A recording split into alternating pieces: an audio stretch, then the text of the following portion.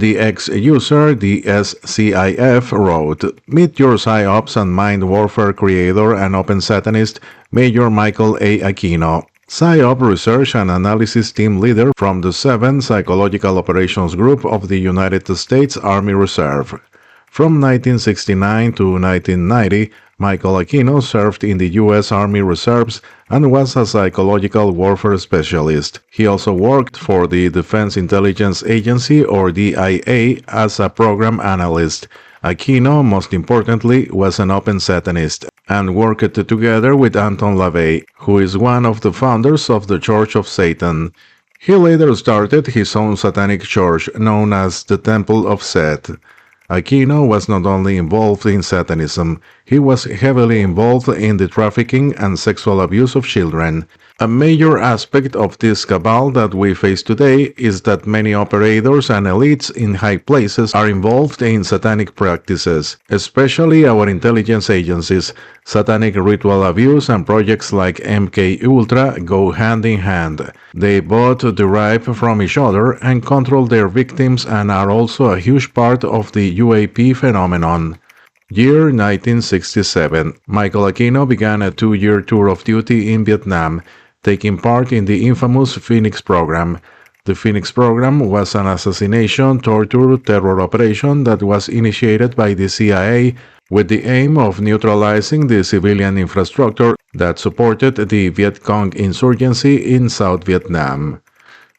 Year 1982, September 5th. 12-year-old Johnny Grosh was abducted from a shopping mall parking lot in West Des Moines, Iowa, while doing his early morning paper route, never to be seen again. Year 1985. Allegations of ritual abuse at the Jubilation Day Care Center at Fort Bragg erupted when several children reported being sexually abused by a number of people at the daycare center and several other locations, including at least 2 churches. Lieutenant Colonel Michael Aquino was identified as having been present at one of those churches.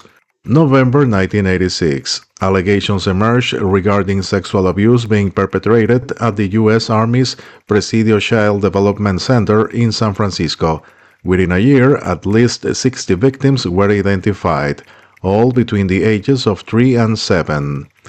August 14, 1987. As part of the Presidio investigation, a search warrant was served on the residence of Lieutenant Colonel Michael Aquino and his wife Lilith, and numerous videotapes, photographs, photo albums, photographic negatives, cassette tapes, and address books were confiscated. Also observed during the search was what appeared to be a soundproof room that may have been used as a torture chamber.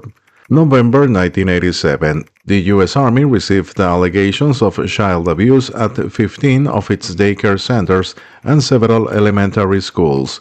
There were also at least 2 other cases at Air Force daycare centers, and another one at a center run by the U.S. Navy. November 4, 1988. The FBI raided the Franklin Credit Union in Omaha, Nebraska, run by a man named Lawrence King. They uncovered evidence relating to drug running, pedophilia, pornography, and satanic activity involving prominent individuals in the local community and beyond. 80 children eventually came forward and identified many of those involved, including the chief of police, who impregnated one of the victims, a local newspaper publisher, a former vice squad officer, a judge, and others. The children described satanic ceremonies involving human and animal sacrifice. May 1988. Lieutenant Colonel Michael Aquino was again questioned in connection with child abuse investigations. 5 children in 3 cities were making accusations. The children had seen Aquino in the paper and TV coverage of the Presidio case and immediately recognized him as one of their abusers. The children were from Ukiah, Santa Rosa, and Fort Bragg. August 31, 1990.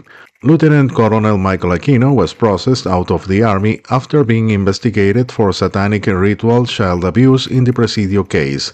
During the hearing, Noreen Ghosh, whose 12-year-old son Johnny had been abducted in 1982, provided the court with sworn testimony linking U.S. Army Lieutenant Colonel Michael Aquino to the nationwide pedophile ring.